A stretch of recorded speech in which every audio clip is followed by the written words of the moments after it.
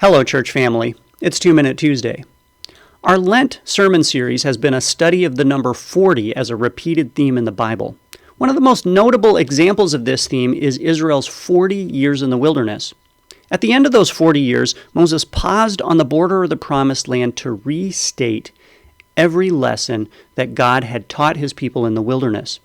One of these lessons was the lesson of manna, the heavenly food source that sustained God's people for 40 years. Moses says this, "Remember how the Lord your God led you all the way in the wilderness these 40 years.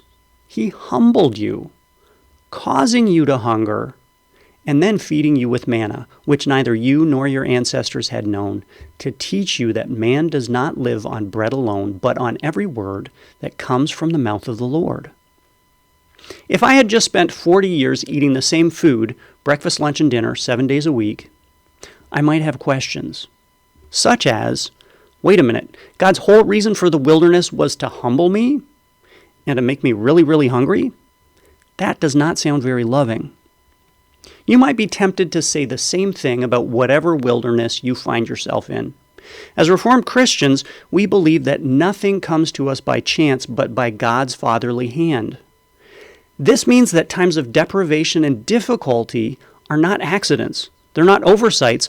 God makes those times happen. Why would a loving God do that? The answer is that sometimes God withholds good things or even allows bad things so that we can embrace the very best thing.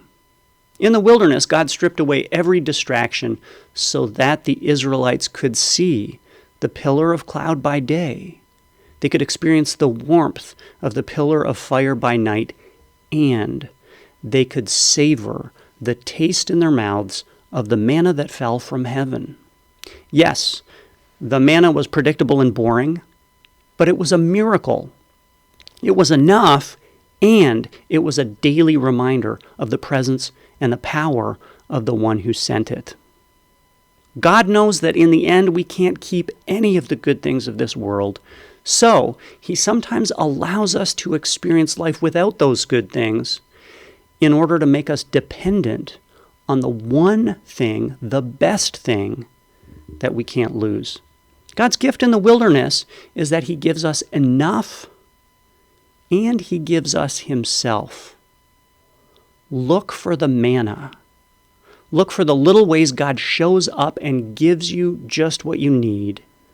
More importantly, allow times of difficulty and deprivation to strengthen your hunger for God so that he can strengthen his hold on you.